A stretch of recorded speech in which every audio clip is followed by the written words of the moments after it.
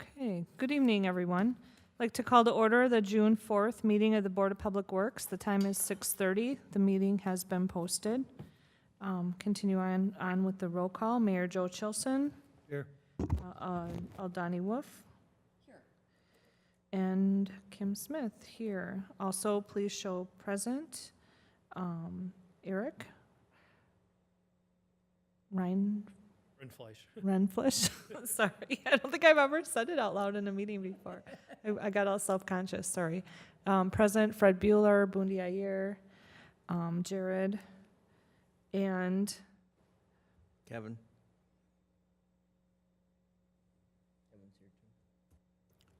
Point of order. yes? Both Fred and Jared are part of this. Oh, that's correct, committee. sorry. My mistake. Thank you for the correction. Okay, item 2, approval of the minutes from the previous meeting. Motion to approve? Second.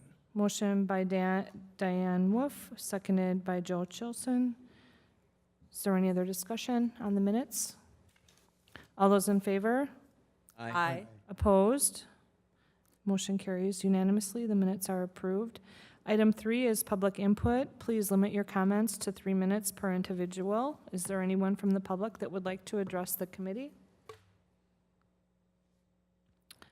I'll ask again if anyone would like to address the committee. And a final time, asking if there's any public input tonight. I don't see anyone, so we'll continue with the consideration and possible action on the following items. I'd like to move item 15 to the front of the agenda in consideration of Mr. Harder, who is in the audience. Item 15 is review and consideration of the Third Amendment to the refuse agreement. Jared, could you give us a summary of that, please? Correct. This is the agreement that we discussed at the previous Board of Public Works meeting with the proposal that was brought forward. This is the actual amendment that the attorney has drafted for inclusion of the existing refuse agreement. Just some highlights of this. I did talk to Gary Harder, and they did go through it, and he didn't see anything in it that he was concerned with. This agreement, as stated last month, would continue the existing refuse and recycling service and the other services as outlined in the refuse agreement with Harder's Quick Cleanup for another 7-year contract, which would take us through December 31st of 2027, would be at the existing rates, including the current contract language of the CPI.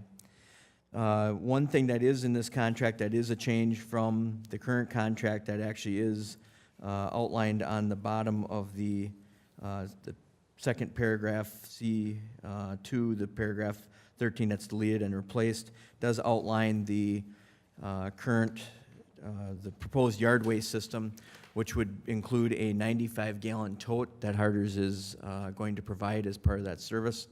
We would still pay Harder's as outlined in the contract. They have agreed that during the month of April, during what we consider spring cleanup, and then anytime we are vacuuming leaves in the fall, they would continue to pick up and dispose of the paper yard waste bags, but we would no longer have any containers, so it had to be paper yard waste bags or the automated tote that would be provided. One thing that is in this agreement that it also states is that if the person uses more than the 95-gallon tote per week, they can receive another tote, but it'd be on a subscription basis with Harder's Quick Cleanup. One of the things I've been trying to notice in the last few weeks is how much yard waste I've been seeing at the various locations throughout the city. And as you know, it's been raining a lot, been having a lot of yard waste currently. Have been seeing people that have been putting out probably more than what would fit in a 95-gallon container. But those are the major differences. Harder's did originally come back and wanted to have the tote all year round, and that would be the only pickup. But staff really felt that the spring and fall needed to have the option of the yard waste bag pickup also, and Harder's did agree to that after discussions and going back and forth with them. So that is one thing that they did come to terms with. I guess with that, we do have Matt Harder in the audience if we have any questions or anything. As I stated, the attorney did draft the agreement, so this would be the formal final step in the process of extending the refuse contract.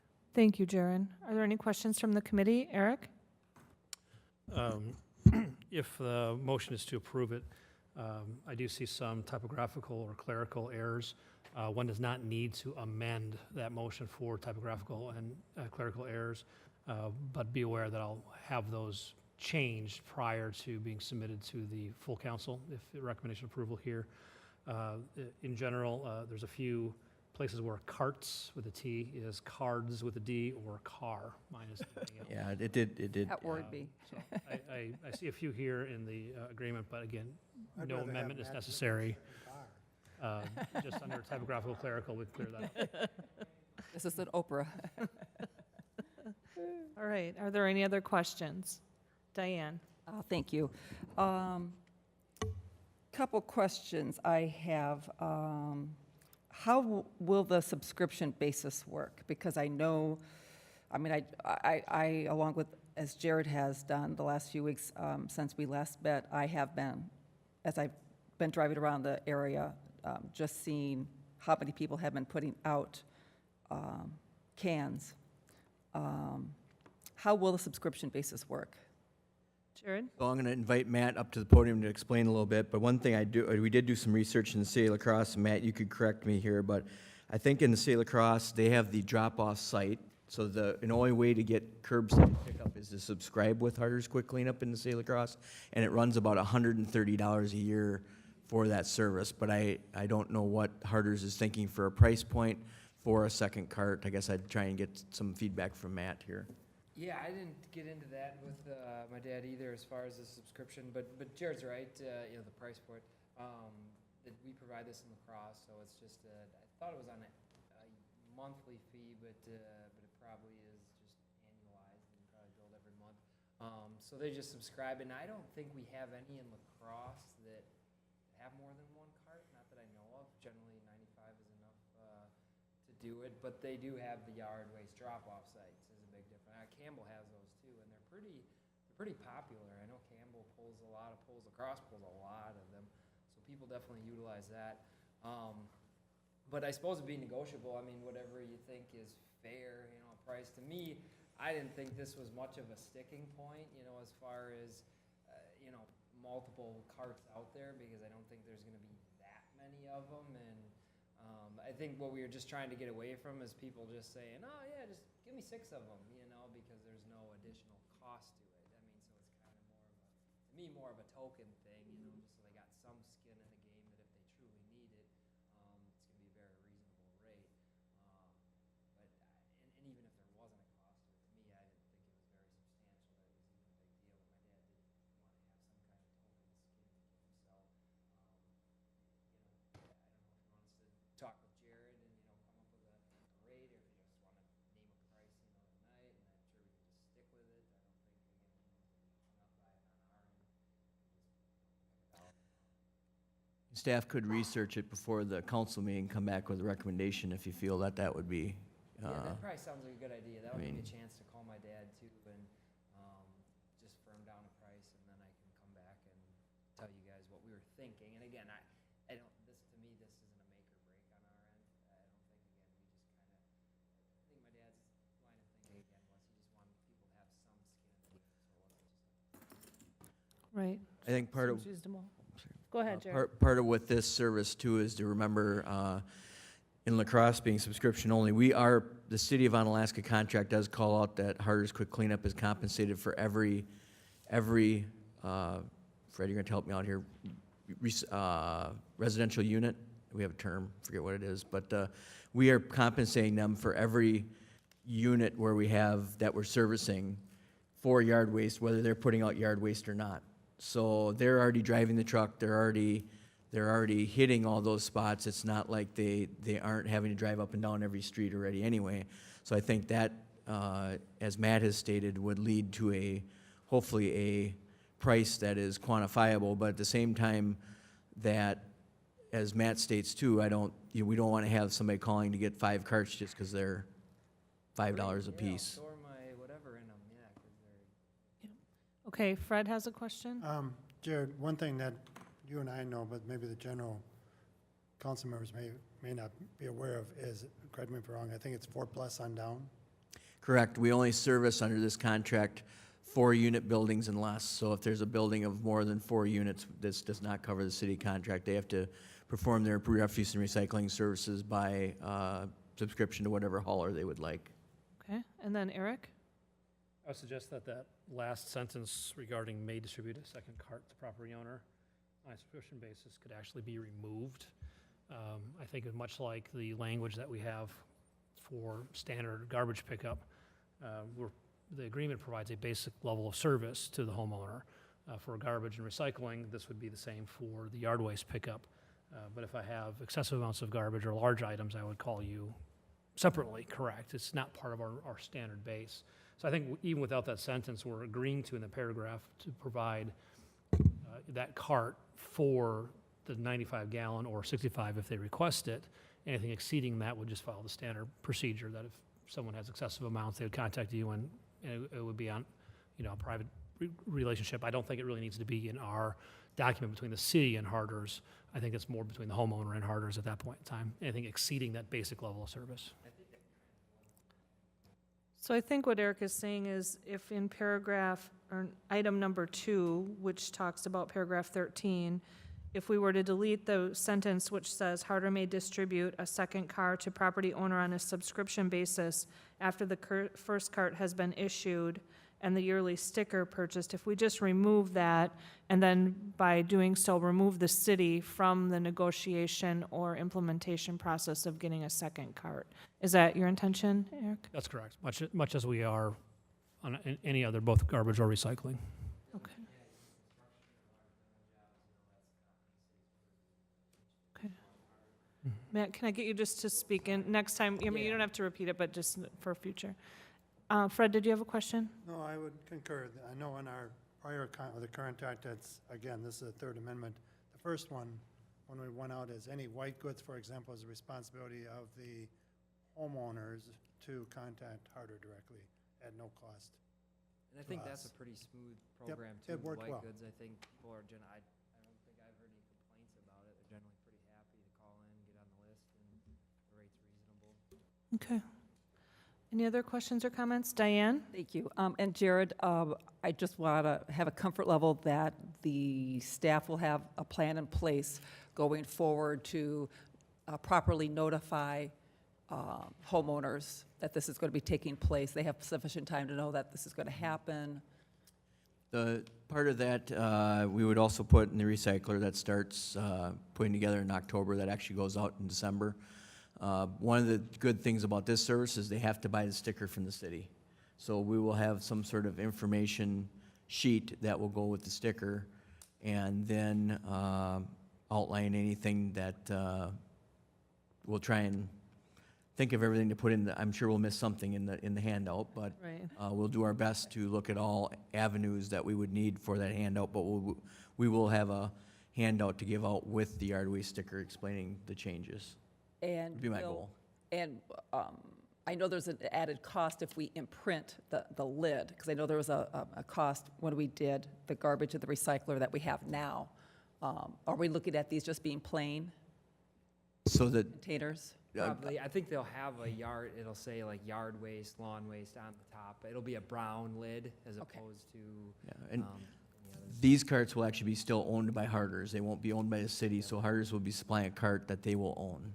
And they will be a different color They'll be blue. from what we have right now. Yep, there'll be blue carts with a brown lid, and the brown lid will say in white lettering, something to the effect of lawn waste. Okay, just as long as they are obviously different than what we Yeah, currently they're have. blue, Well, and they're a they're bold bigger. blue. Oh, yeah. Kind of Pepsi blue, I think, is what the manufacturer might even call them, so they're kind of a, more bold blue than the kind of navy blue carts. Yeah. Okay. Thank you. Good questions. Anything else? Diane, is your list done? I'm done. I will make a motion to approve the Third Amendment, with the exception of item 2, that we delete the very last sentence that starts and ends with Harder and has been purchased, as previously discussed. We have a motion on the floor by Diane to approve amendment number 3, removing the last sentence of item number 2. Is there a second? I'll second it. Seconded by Fred. Any discussion on the motion? All those in favor, please say aye. Aye. Opposed, no. Motion carries unanimously. Thank you for coming in, we appreciate it. Thank you, Matt. Okay, now we'll go to the front of the agenda, back up to item 4. Review and consideration of sidewalk replacement at 1100 block of Aspen Valley Drive. There's a map in the packet, and Jared, can you introduce this item? Yes, during the annual sidewalk inspections, Kevin Schubert, the Assistant City Engineer, that we inspect 1/7 of the city's sidewalks.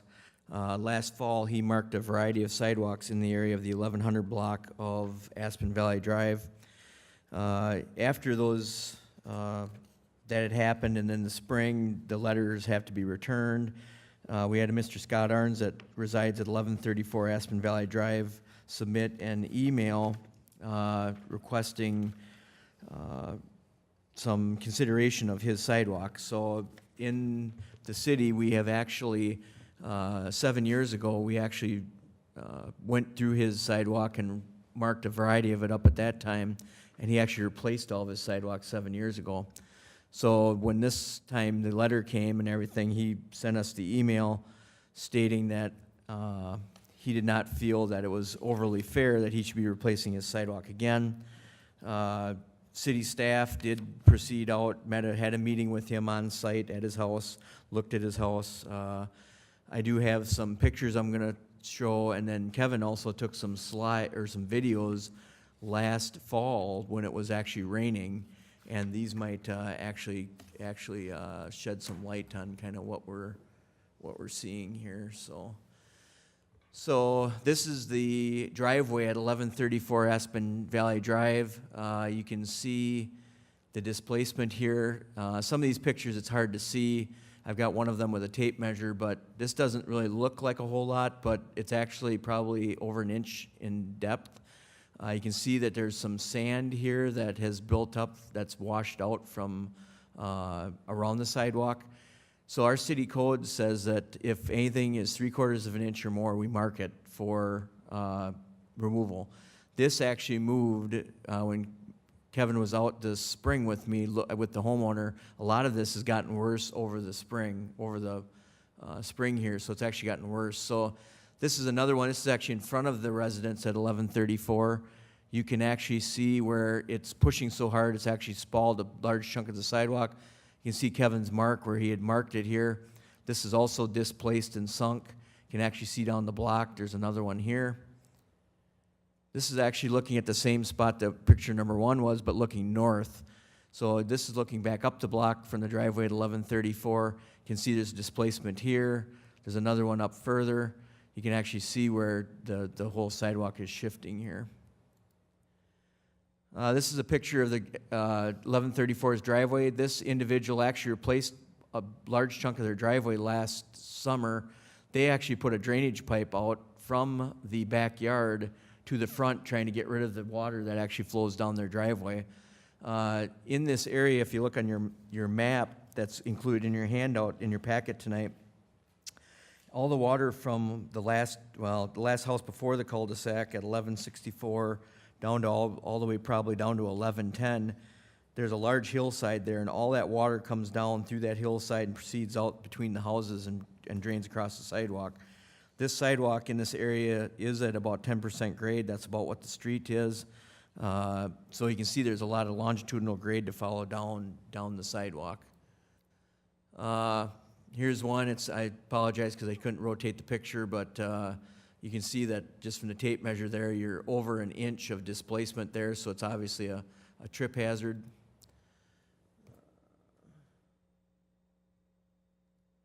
We're going to play a couple videos here. We're not really into videos, but this is the one time that this is. These videos aren't that long, but this is actually upstream of 1134, and I'll play these again. They're only about 15 seconds, but if you look right here, you can see the amount of water that is coming out from underneath the sidewalk, actually right here. That's what Kevin's trying to capture in the photo. It almost looks like there's a sprinkler going or something, but Kevin also stated he could explain this better, but once the water it stopped raining, the water basically stopped coming out of the sidewalk. But you can see how much water is flowing actually right there.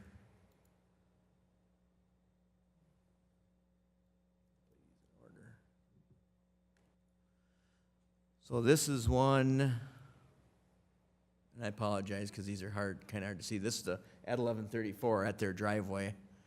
Correct, right. So if you look when the video is going, you can see the water coming down. This is before he fixed his driveway.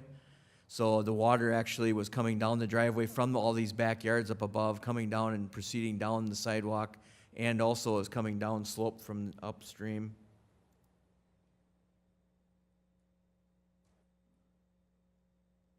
Was that 2-inch pipe put in there at that point? Yeah, it's in on the video. Yeah, you can see it right there. You can see it right, at the end. yeah, right. Here is the pipe, right here. So you can see the water coming down the driveway, down the sidewalk, down the driveway.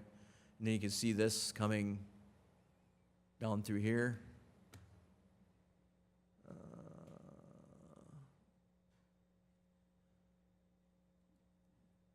This has been a difficult issue for us to go out. We're fortunate Kevin was able to catch this when he at least got some video. This is actually probably the best one. This is his garage, so his driveway is on the up left-hand part of this picture. This is about halfway down his house. You can see the amount of water coming out of the joint, right? So that's his driveway right here. Really, there's not a lot of water coming down the sidewalk. There's some, but then it is actually streaming out of the sidewalk joint. Right there. Wow. So, Like a magic trick. Wow. I think we got one more. This is the next one downstream. I don't know if you want to explain this one, Kevin. It's coming out. This is the next one downstream from 1134. He's actually got water coming out next to his retaining wall. So it's heavy soils out in this area. It's, like I said, we've replaced the sidewalk, or the property owner replaced the sidewalk after he received the letter a few years ago. I guess with that, maybe if you want to open it up, Sure. Mayor questions Chilton? or? And this is our problem, how? Well, by city ordinance, the ordinance states that if any sidewalk is in need of replacement, the city ordinance states it's the property owners to maintain. So with the city ordinance, we went out and cited everyone that we went, Kevin sent up probably 200 notices. And Kevin, thank you for taking the videos, because it really brings the problem to life. I appreciate that. Well, let me shortstop this right off the bat. To me, this is a developer problem. If they didn't take care of the water issues there, that shouldn't be on our dime, that should be on their dime. The subdivision's 18 years old, so the developer's long gone. If anything, it would be probably on, I guess, when we reviewed the plans, we didn't take into account the upstream drainage. Some of it comes down to, we do not set building elevations, we do not set drainage around individual homes.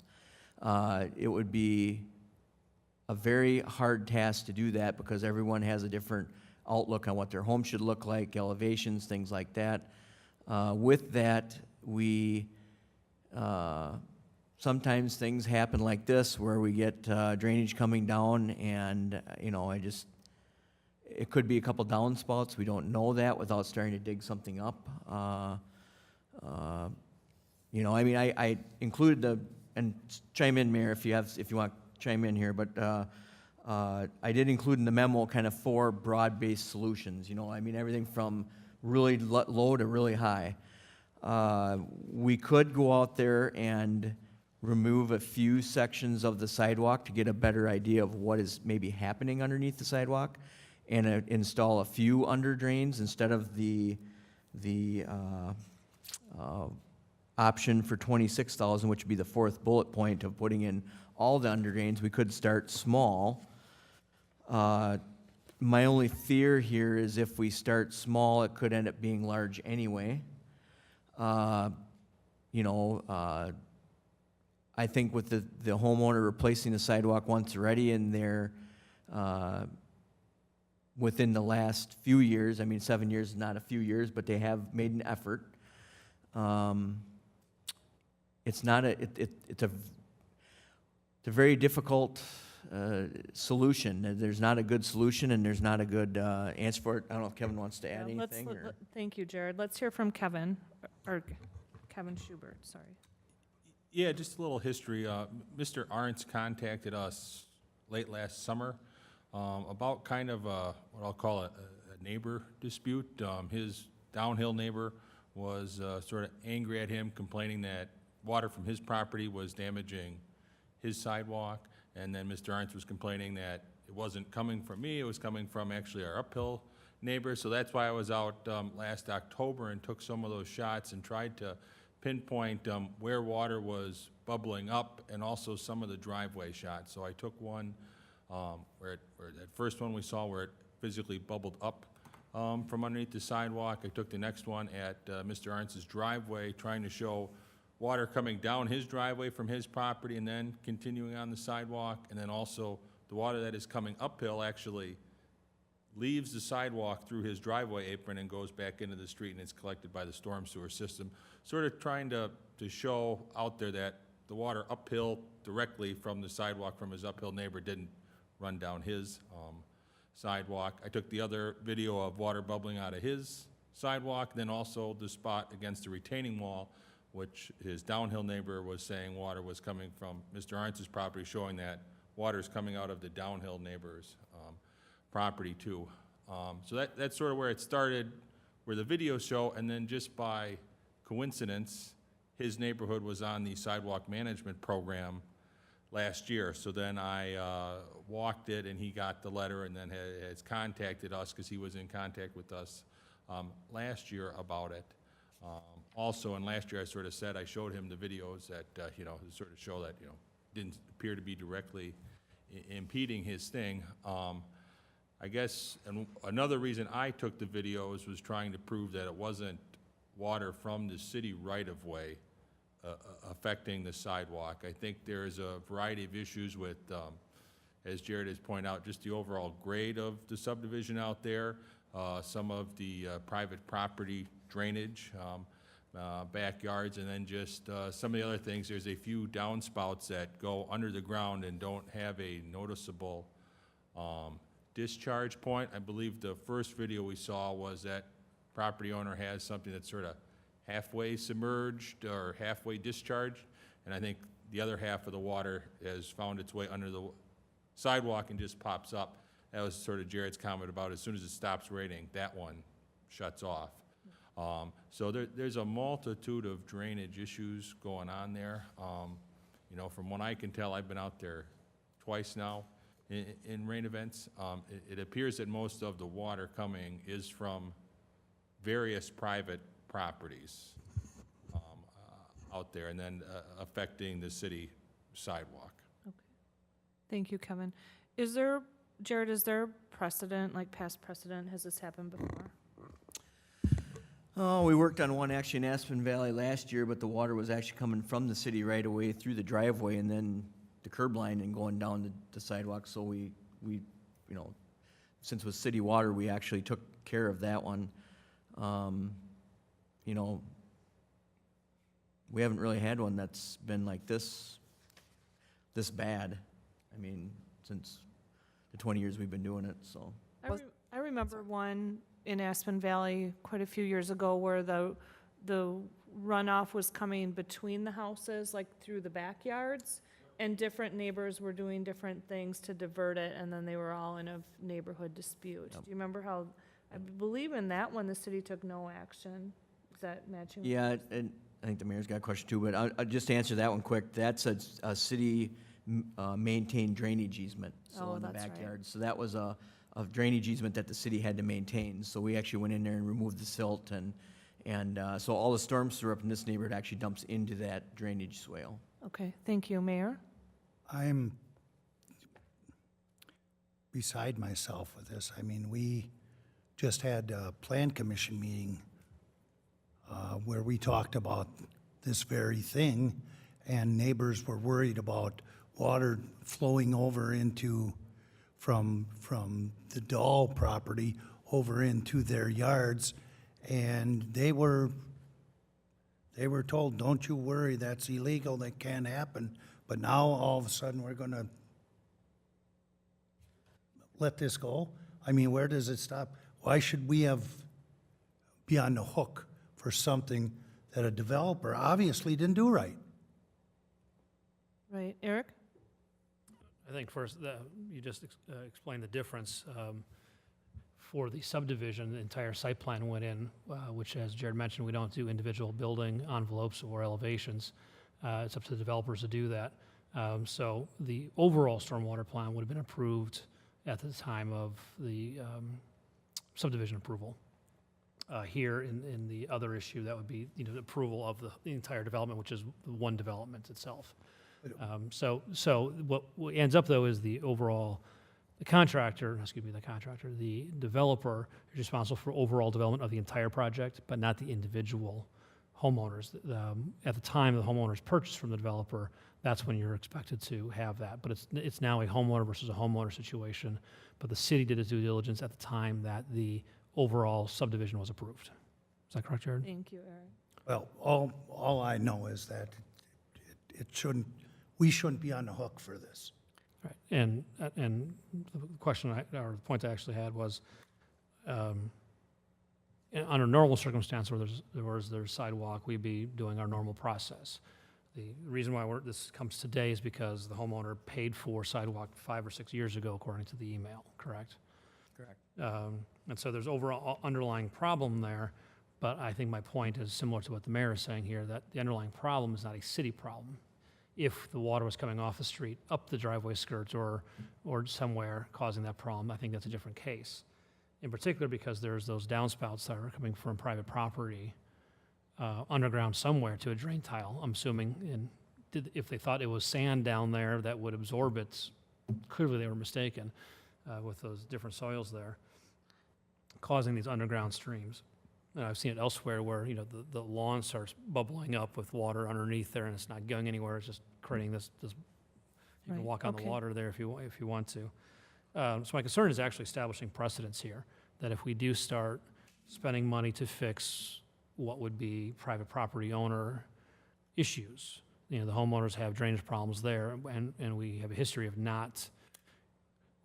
of spending money on the regional or the community-based stormwater plan, but not on individual homeowner stormwater issues, correct? So my concern is here, if we're spending money to effectively fix a stormwater issue, that's a path I don't necessarily want to go down. But I do think it's worth noting that the homeowner did what they were supposed to do last time around, and 5-6 years ago fixed a sidewalk, which has failed. So I think that's kind of the issue. Are we doing a stormwater issue, or are we fixing a neighborhood issue for someone that's already done what they're supposed to do once before? Thank you, Eric. Mayor, and then Fred next. Well, I would be okay if this was one property, but you showed leakages on numerous properties. I'm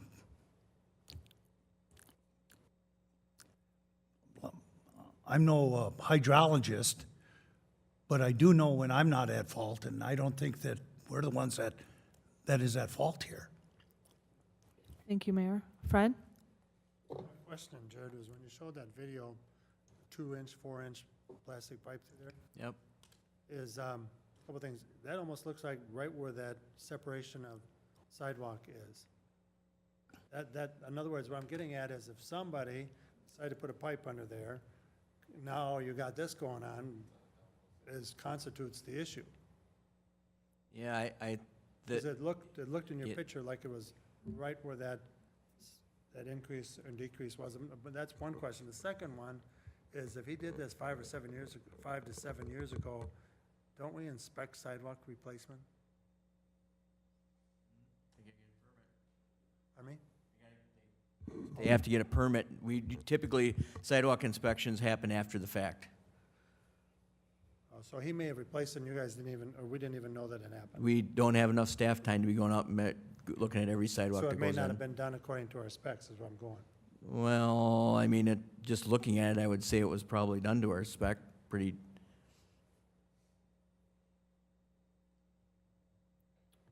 Okay, are there any other questions or comments? Otherwise, I'll entertain a motion here if people seem to be, I'm sorry, Fred? how many sections of sidewalk were you going to replace at this location, Kevin? Maybe 3 total that were marked for the sidewalk management program at 1134 Aspen Valley Drive, off the top of my head. It wasn't everything out there, and Jared was probably right earlier that my inspection was done last fall. The letters were sent out sort of in the wintertime, so residents can repair it in the spring, and if they have not, we're gonna actually start here probably late June or July on this program, but Jared is probably right. There were probably some additional ones that shifted, maybe because of water, maybe because of just regular runoff and, you know, sort of a harder winter this year. When you get out into Greens Coulee area, you tend to get a number of sidewalk management locations just because of the soils and some of the steepness of the valley. The soils aren't that great out there, so you get more frost heave and stuff than you do sort of, you know, over in the downtown area or in the Mississippi Valley corridor where it's more of a sandier soil. So I think this year on the sidewalk management program, we have 160 different sidewalk repairs throughout the 1/7 of the city. And most of those are in the Greens Coulee area where it's a little bit of a poorer soil. So the numbers go up a little bit. Thank you, Kevin. Have there been any advances, like engineering advances that could help move the water across the sidewalk and into the road? that's where we looked at the, you know, putting in some sort of, that's one of the options that was given, was putting in some sort of trench drain. But that would not be a cure-all necessarily neither, because there's times where the water runs in the wintertime where the water would go out to the curb, but the curb maybe froze yet. Right. The only, that's the reason we had the highest cost option was to actually run a pipe under the sidewalk and put drains everywhere. Right, okay. So it seems like the standard response would be to replace the existing sidewalk that does not meet city standards and leave the drainage as it is. And by city ordinance, the sidewalk replacement would be at property owner's cost. That's your standard response to the situation? if That's it correct. wasn't That is how extraordinary? we would proceed without any direction. Okay. What is the pleasure of the committee?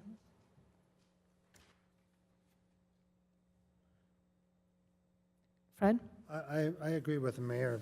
I mean, I understand, and we've had issues throughout the city, especially in Aspen Valley and different areas, but if that's our policy, I feel we need to stick to our policy. Thank you. Fred? Diane? Thank you. I agree. This is a civil issue, not a municipality issue, and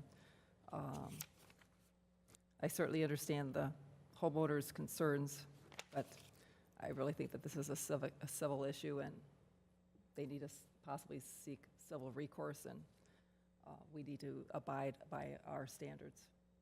Thank you, Diane. Any other comments?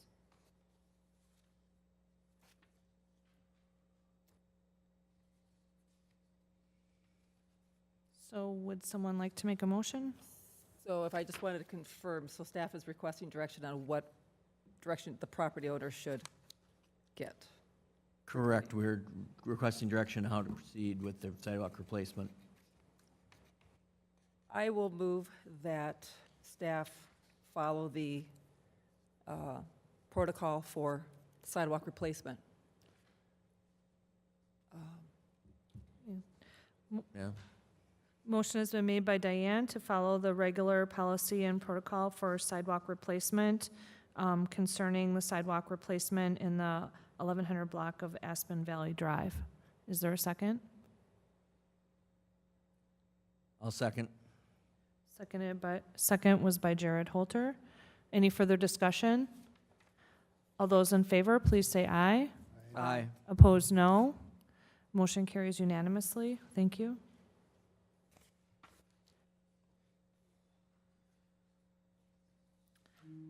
Item 5, review and consideration of sanitary sewer system compliance maintenance. Item A, the annual report. Jared, could you give us a quick summary of that? Yeah, in your packet tonight, you have the annual report that is submitted to the Wisconsin DNR for our sanitary sewer system, which is required by DNR Natural Resource Code that we submit every year. With that, we do a lot of items that are outlined in this report. We clean 1/3 of the city sewers per year. We televise a lot of sewers looking for defects or problems. We also replace a lot of our sewers through our capital improvements program. One thing I would point out is that Fred does a great job at making sure we have our fund balance, which is shown as $400,000 in the report, which is what we need for the financial points. A lot of this too is finance related, which Fred gets credit for, fills out part of it. So overall, we got an A grade, which is good. So I guess I'd open up for any questions if you had any. Thank you, Jared. Does anyone have any questions about the report? If not, staff's requesting approval of Resolution 31, 2019 to submit to the DNR. I move that we approve Resolution 31-2019. Okay, Diana's made a motion to approve Resolution 31-2019, which is from the City of Onalaska, Wisconsin, Department of Resources, NR 208. It's our compliance resolution for 2018. Is there a second? Second. Seconded by Mayor Joe Chilson. Any further discussion? All those in favor, please say aye. Aye. Those opposed say no. Motion carries unanimously. Thank you. Item 6, review and consideration of the Consumer Confidence Report for the Onalaska Water Works. This is an annual report. And Jared, could you summarize that? Yes, this will be sent out with the July utility bill. There is really nothing in the report that is out of the ordinary from previous years. This is a Wisconsin DNR mandated item that must be distributed every year. City staff is looking at possibly next year with the changes in the Public Service Commission DNR rulings that we might be able to put this on the internet instead of having to mail it to everyone. Our costs are relatively low in mailing because we do include it with the utility bill. So I know they're working with Fred on making sure that happens. So Thank you. Are there any questions about that, Fred?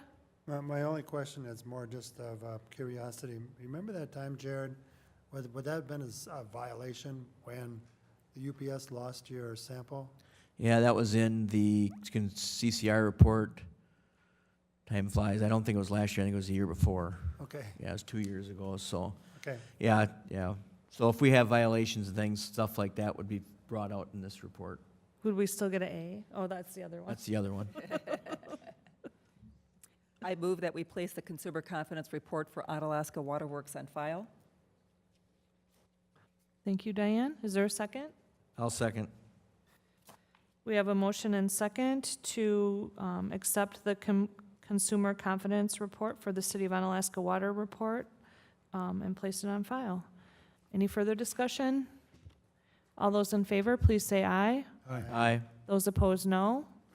Motion carries unanimously.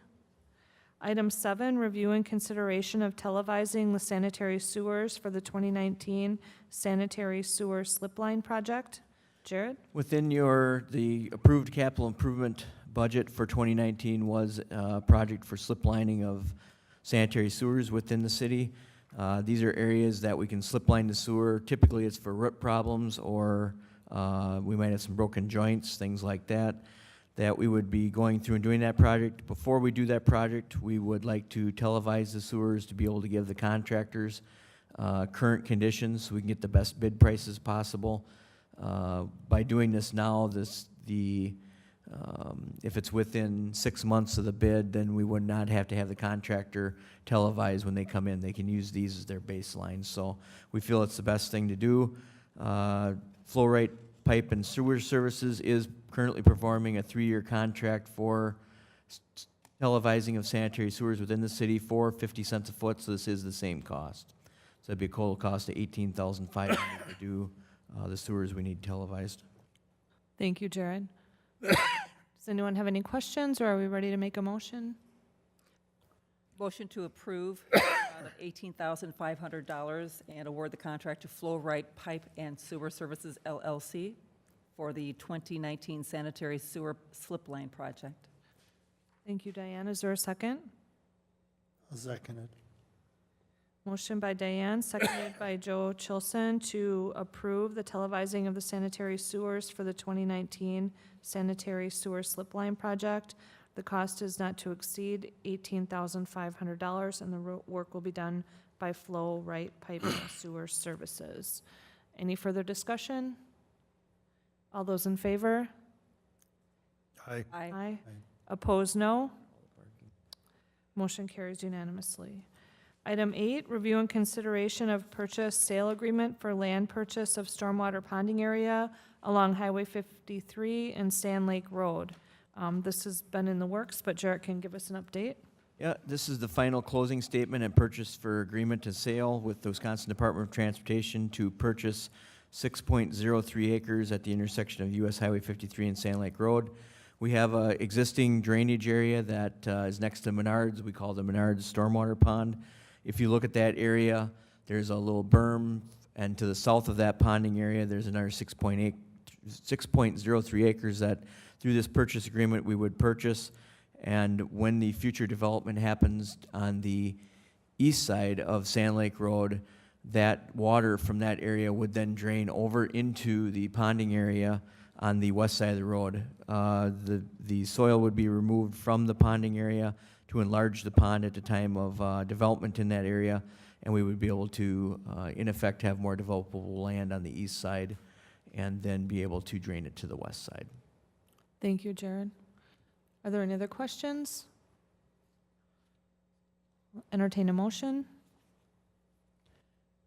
I move that we approve in the amount $137,000 the closing agreement for the purchase of, sale agreement for land purchase of stormwater ponding area along USH 53 and Sand Lake Road.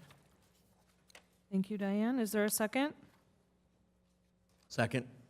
Motion by Diane, second by Jared Holter to move forward with the purchase for land for the stormwater ponding area along Highway 53 and Sand Lake Coulee Road, 6.03 acres, for an amount of $137,000. This has been budgeted in our 2019 capital improvement budget. Is there any other discussion? All those in favor, please say aye. Aye. Those opposed, no. Motion carries unanimously. Item 9, review and consideration of bids received for the Court Street Lift Station project. I believe these bids were at our workstations tonight. Yes, I did distribute the bid tabulation for the Court Street Lift Station project. We did have 3 bidders from the project. They did substantially range in costs during the project, or the bid. With the bid tonight, we are recommending Gerke Excavating in the amount of $394,000.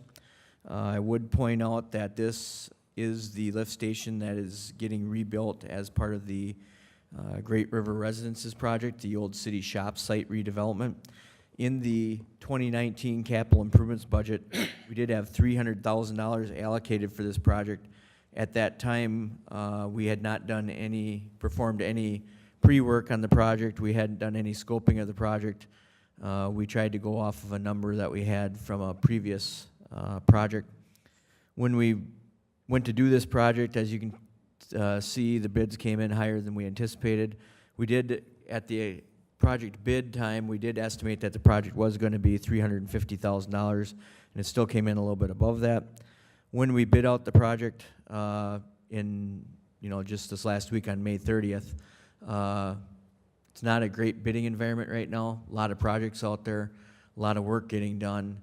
Everyone's busy, so with the timeline, with the development, we needed to have the lift station put in yet this fall, so it was completion by December, so we would have it up and ready. We will be bypass pumping during part of the project just to keep the 7 residential homes that are down there now in service. With that, 394 is the actual bid. We will be getting a reimbursement through the development agreement of $158,000 from the developer. This leaves a $236,000 city portion, of which we had $150,000 budget in the 2019 capital improvements budget. And I'm proposing to scale back the sanitary sewer slip lining project to cover the other $86,000, so that way we would have enough monies to fund this project.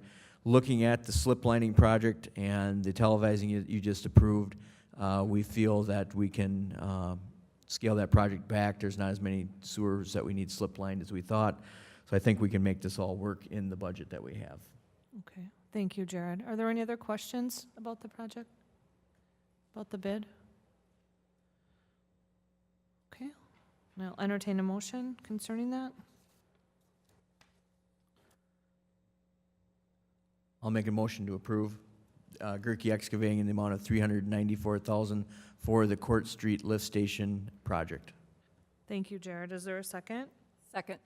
Motion by Jared Holter, seconded by Diane Aldani Wolf, to approve the Court Street Lift Station project, award the bid to Gerke Excavating for an amount of $394,000. Is there any further discussion? All those in favor, please say aye. Aye. Opposed, no. Motion carries unanimously. Thank you, Jared. Item number 10, review and consideration of bids received for the Public Works Facility Addition project. This was also a handout that we have. Jared, would you recap that for us? Correct. I did distribute the bid tabulation from the May 30th bid. We did have 7 bidders for the project. It was a project that we had quite a few people trying to bid on. Once again, as I stated with the Court Street Lift Station project, right now with the, we're constructing a metal building, and right now with the tariffs and project costs, we saw an escalation in the project costs for this project. In the 2019 capital improvements project, we did budget $1,054,000. You can see that the low apparent bid was $1,090,000, which was from Americon. With that, if you look through the alternates in the bid, we did look at the alternates, and if we proceed with the project, we really feel that alternate number 3, the exterior paving for the $42,820, should really be added to the project at this time to get the paving done. Once we looked through unit costs of doing that, waiting till next spring, it was no cost savings to wait till next spring, and we'd really like to get it done with the project. The other alternate of number 2, ceiling and wall installation, this would be to, we've already in the bid called out insulation along the cold storage wall that attaches to the addition for the Public Works facility. With this, we would insulate the ceiling of the cold storage and the outer walls. That way it wouldn't be heated storage, but we would keep it from being cold, really cold in that area.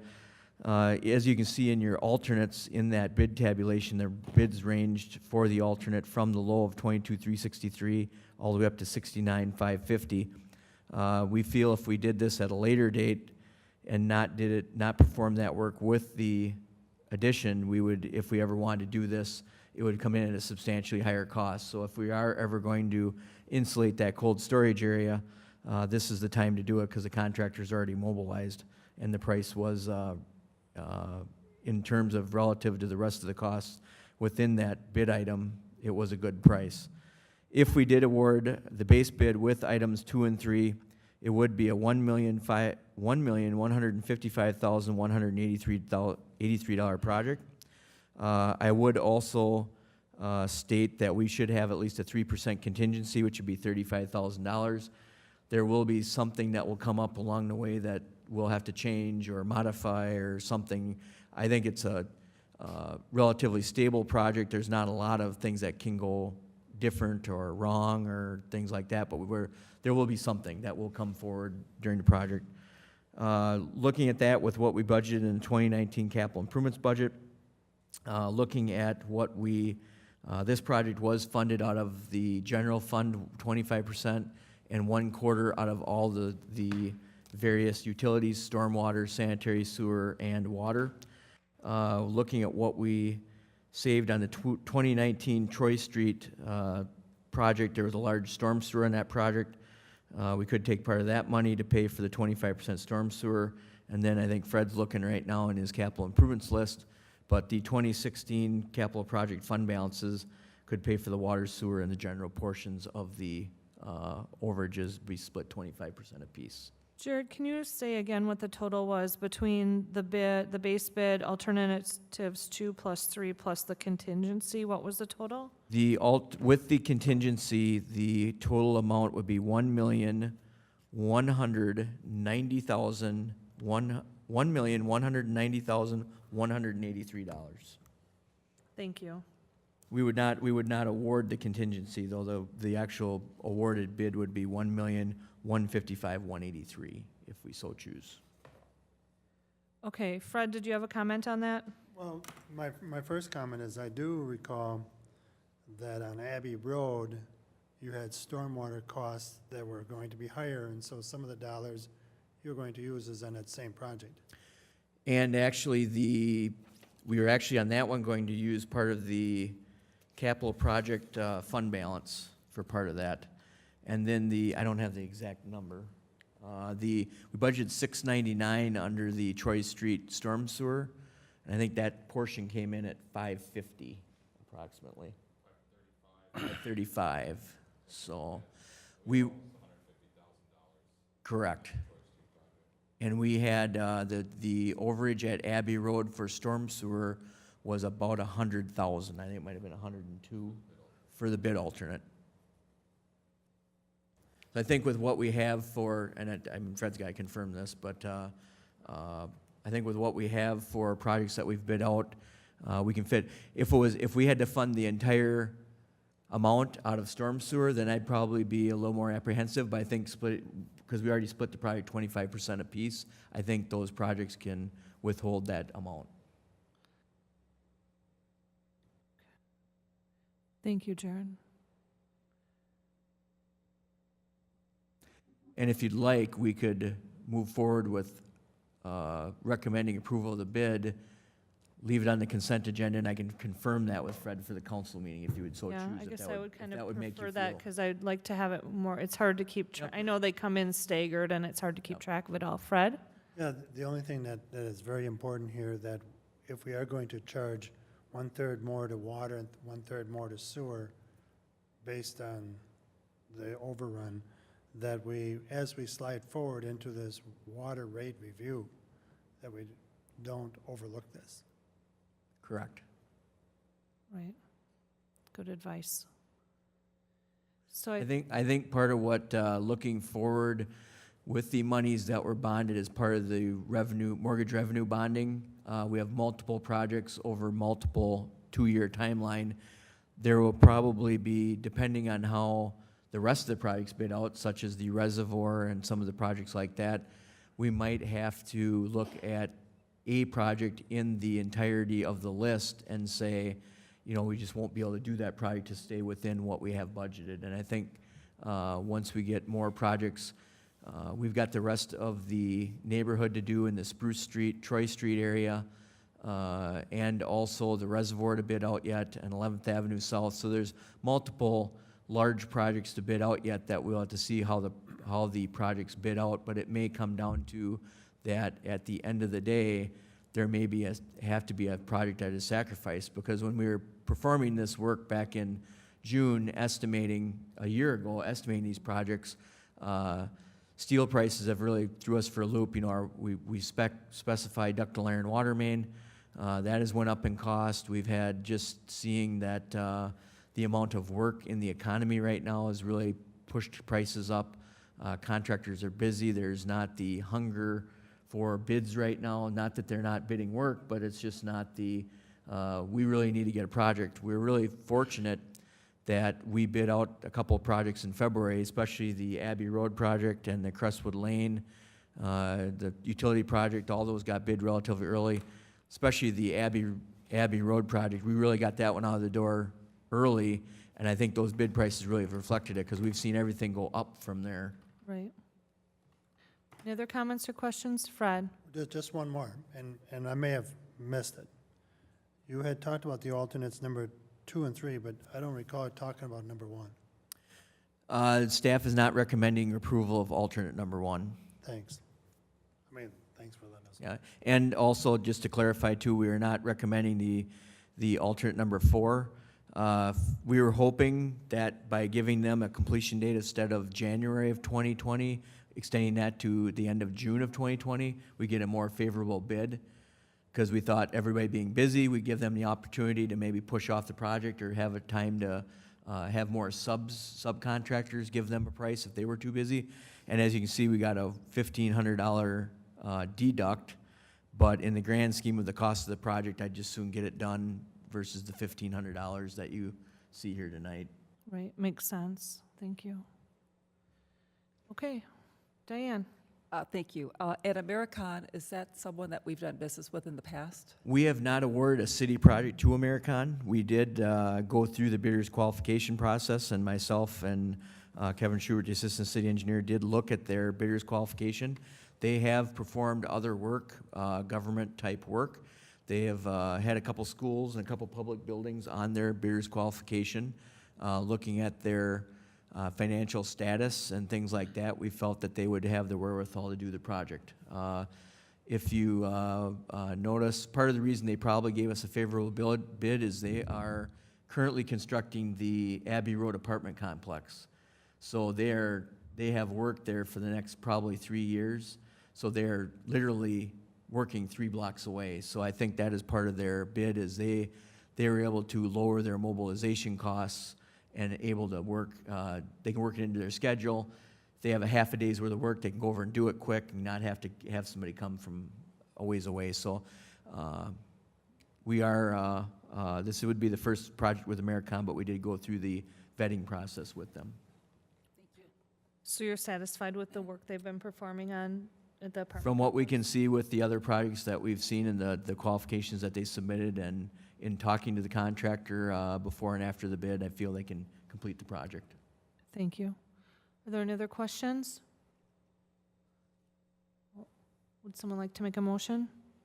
I move that we award the bid for the Public Works Facility Addition Project to Americon at the total amount of $1,155, $1,155,183, and that will encompass alternates number 2 and number 3, and also the base bid. Thank you, Diane. Is there a second? I'll second. Motion by Diane Wolf, seconded by Jared Holter, to approve the bid to Americon for the City of Onalaska Public Works Addition. The base bid plus alternatives 1 and 2 equals $1,155,000 and $1,155,000 and $183. That's the base bid plus alternates 2 and 3. Thank you, Diane. Any other question? Jared? That would be contingent upon going with approval of the finance department on ensuring the financing is available for the project. Thank you. That's, Fred, is that what you're, is that? Well, kind of, because you were saying a figure of 1,190,183. That's with the with contingent, contingency. that's with the contingency, but we Right. would only award, we just need to award the project. But we will need to find, just in case. Correct, 1,190,000. correct. So should we do an amendment? Nope. Okay, it's understood.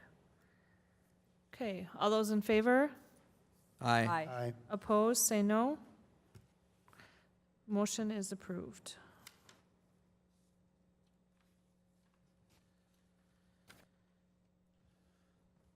Item number 11, review and consideration of parking restrictions along West Avenue and Park Avenue, including parking on the city right-of-way.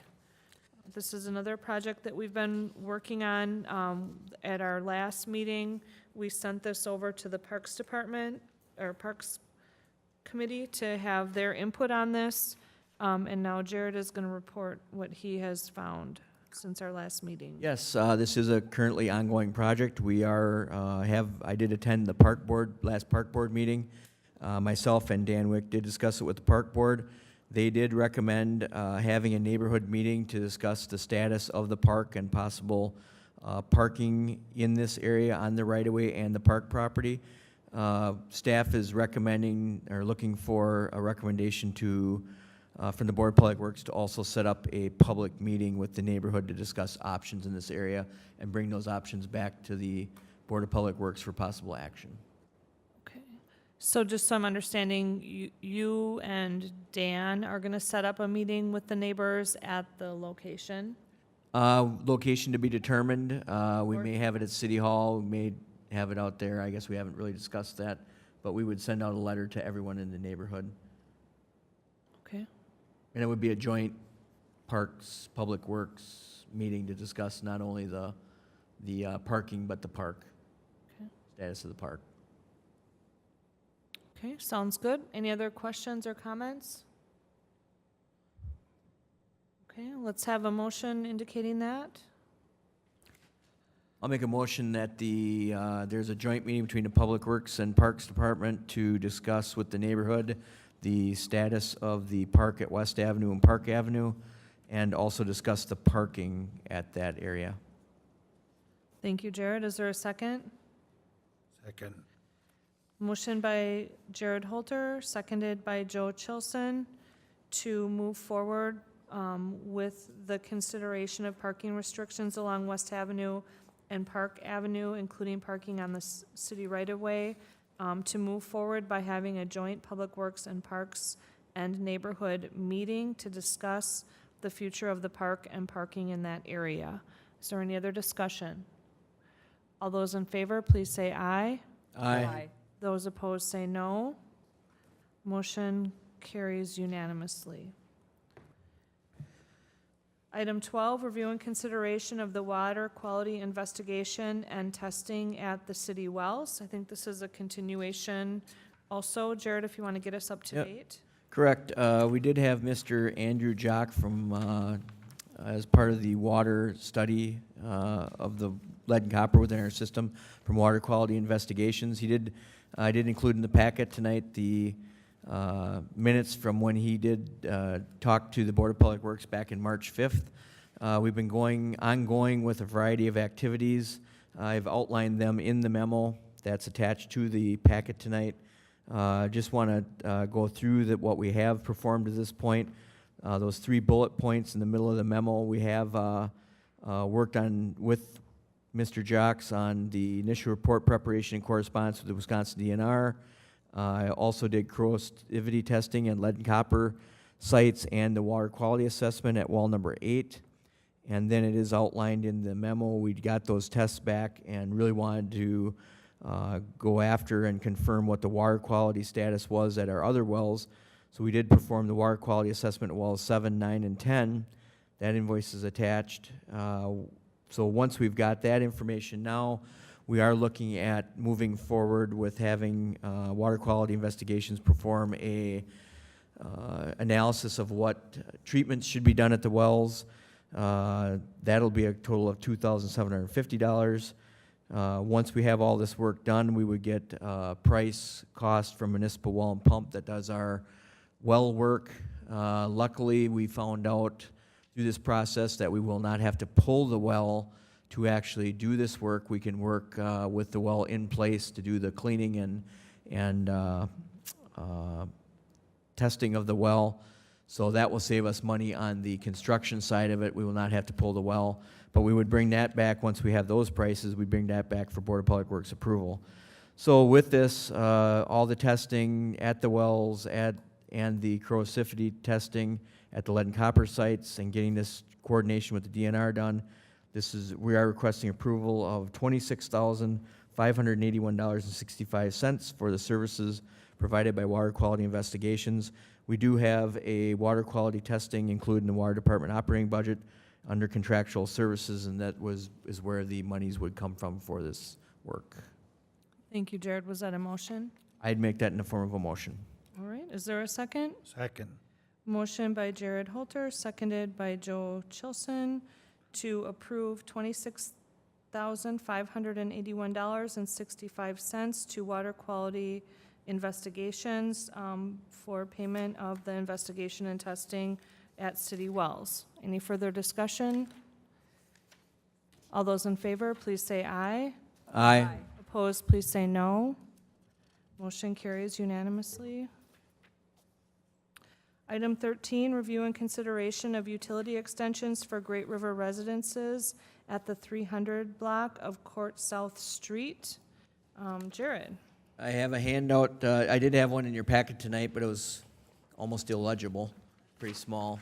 I did hand out a little larger one tonight that shows the utility extensions for the Great River residences on South Court Street. This would be the old city shop site.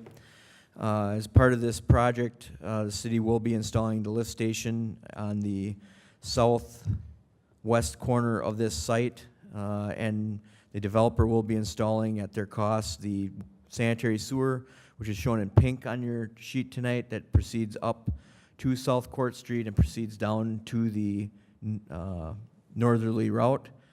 They also will be replacing the force main that the lift station will be pumping into. That goes all the way up to 2nd Avenue South, which is shown as a purple line on your map tonight. They'll be installing all of the storm sewer and then the water main, which is shown as a blue line. One of the things that's different from the lines in your packet is the newest plan is showing the water main going to the west of the proposed 21-unit and 12-unit building and proceeding back up to Court Street.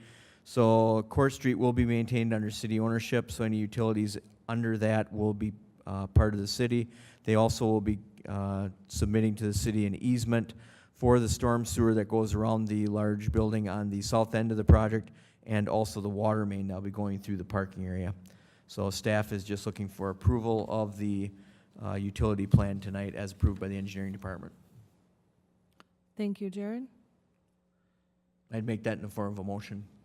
Second. Thank you. Motion by Jared Holter, second by Mayor Joe Chilson to approve the utility extensions for the Great River residences at 300 South Court Street as shown on the diagram.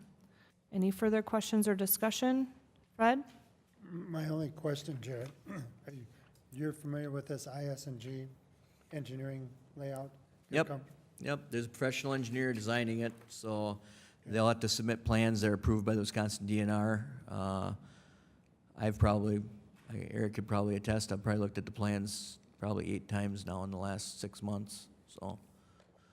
I'm at a good point with where they're at now with the plans, so. Thank you, Jared. Any further questions or comments? Okay, so the motion is to approve the utility extensions for the Great River residences. All those in favor, please say aye. Aye. Those opposed, please say no. Motion carries unanimously. Item 14, review and consideration of the Stormwater Management, Public Education, and Outreach Cooperative Agreement. I think this is an annual event, but Jared can tell us more. Correct. Kevin participates in the Stormwater Outreach Group. There's a group of local municipalities that band together to meet the DNR requirements for public education and outreach on stormwater requirements. They kind of split it based upon size of municipality, population. Our portion would be $4,183 per year. We do budget this as part of our stormwater utility budget to satisfy our mandated stormwater education and outreach requirements. This is a very good system, very good bang for the buck. It's been a really neat thing to see all the municipalities come together and actually do something good that actually saves all of us money. So Kevin could get any questions. Kevin participates in the group more than I have. He's been attending the meetings, so he could answer specific questions if you have any. Okay. Thank you for taking the lead on that. Kevin, do you want to say a quick word about it, or?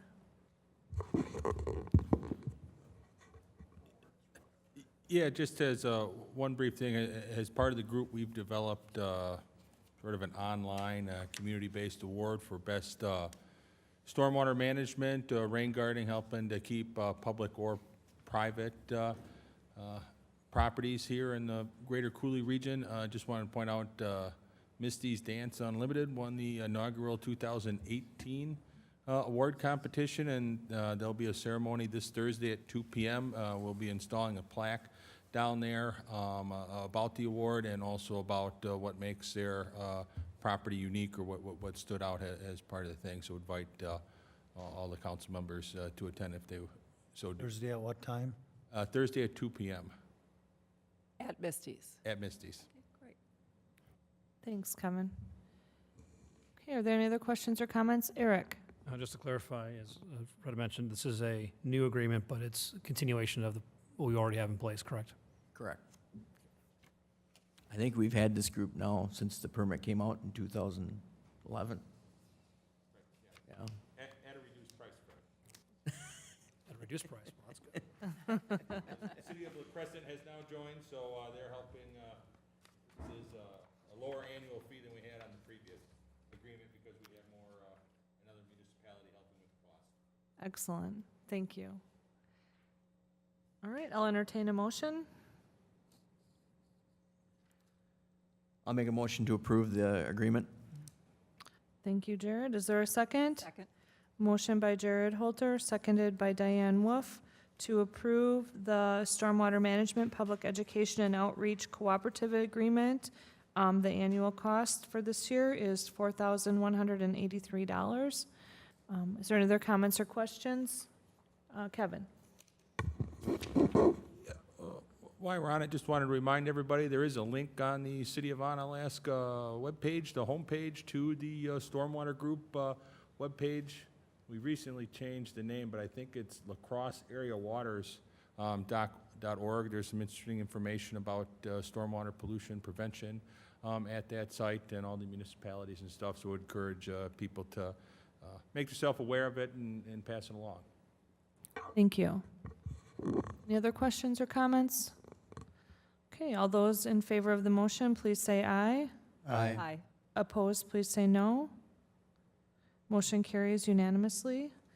Item 15 has been covered previously, which brings us to item 16, pay estimates for Strand Associates, Short Elliott Hendrickson, Matthew Construction, Gerke Excavating, Fowler and Hammer, Wisconsin Department of Transportation, Davy Engineering, MSA Professional Services, Olympic Builders, Water Quality Investigations, A1 Excavating, and any other contractor or developer that may come up. I did not see, did we have a handout? I attached your packet. Staff's recommending approval of the 14 estimates that are attached in your packet tonight. Motion to approve the 14 pay estimates per the packet dated June 4th, 2019. Thank you, Diane. Is there a second? Second. Motion by Diane Wolf, seconded by Mayor Joe Chilson to approve the 14 pay estimates dated June 4th, 2019. Any further discussion? All those in favor, please say aye. Opposed, please say no. Motion carries unanimously. Motion to adjourn. Motion by Diane to adjourn. Is there a second? Second. Motion by Diane Wolf, seconded by Joel Chilson to adjourn. All those in favor, please say aye. Aye. Opposed, say no. We are adjourned. At 7:49. 7:49. None of us want to leave